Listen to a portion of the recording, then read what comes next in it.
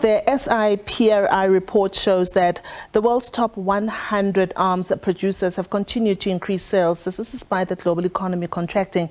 The arms industry continues to play a critical role in South Africa's economy. But to give us more insight on the business of arms, we are joined in studio by Mr. Daniel Du Plessis. He's the director of Milkor Africa Aerospace Defense. Welcome to On Point. Thank you so much for joining us. The business of arms is quite a big and complex one. At first glance, when one talks about arms, people think of state-owned enterprises such as Danel, and of course Milkor also comes into the place. But how big is it in relation to GDP, and how can we use it to augment an economy that's really flagging at the moment, particularly here in South Africa? Thank you so much, Diabo. Firstly, on the side of state-owned entities, I think there's been a shift in the market for state-owned enterprises and private companies to collaborate together to try and revive the defense industry in South Africa. In terms of correct figures, I think it makes a tremendous input, not necessarily in only securing equipment for your own government to secure state sovereignty, but also the export market is quite significant. Yeah. And the amount of money that fluctuates into the country from that manufacturing capabilities is also quite tremendous. I suppose the issue, once again, if you'll allow me to go back to Danel, because I'm sure that it's one that our viewers can relate to the most. They're currently going through this whole turnaround strategy, but there have been questions that have been asked about the relevance of it as a company in an economy such as South Africa. You did mention in your previous answer the issue of making sure that there's arms available in a country or in a state.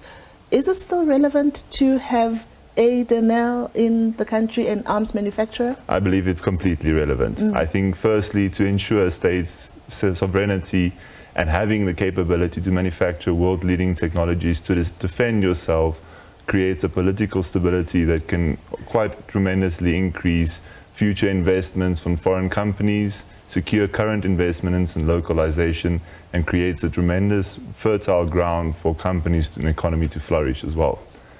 Danel, however, I think is quite struggling, and they're going through a whole restructuring phase, which I think they're doing quite well, and I'm quite hopeful for that as well.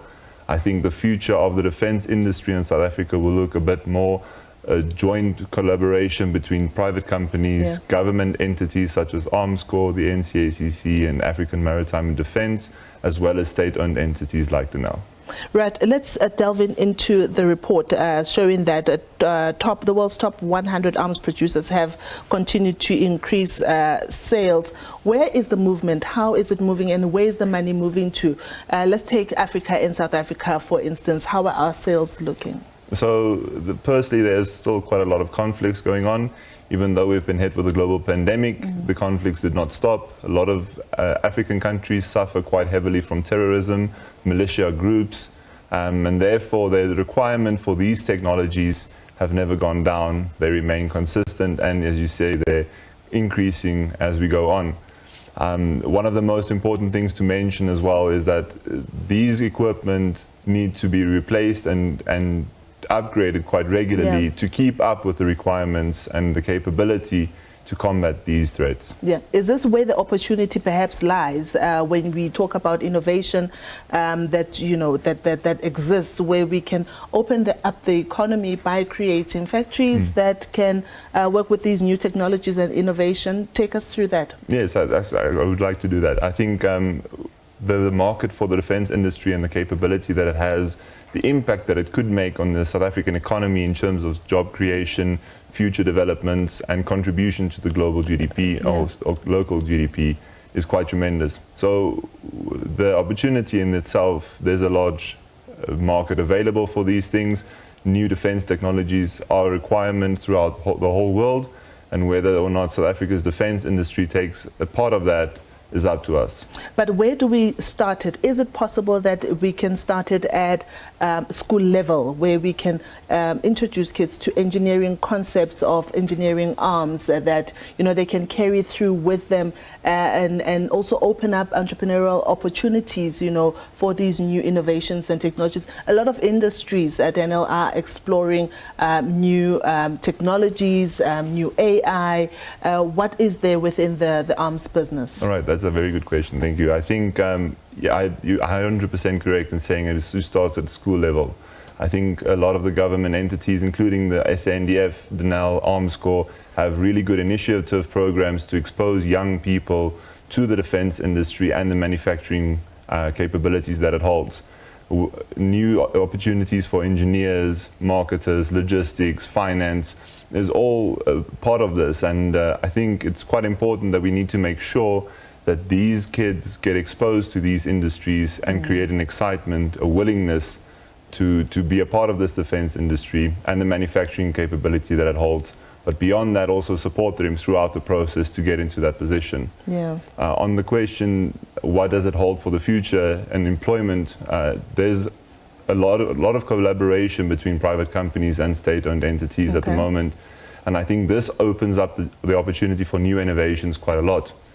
Advanced intelligence such as AI or new or unmanned systems are one of the most prominent features in the world market at the moment, quite a big driving force in terms of electronics, hardware and software development, and something that we are also contributing quite a lot with in that market as well. It's ironic that we are talking about machines that actually mend themselves. At the same time, we are looking for an industry that can create jobs in an economy that is hardly moving with regards to job creation.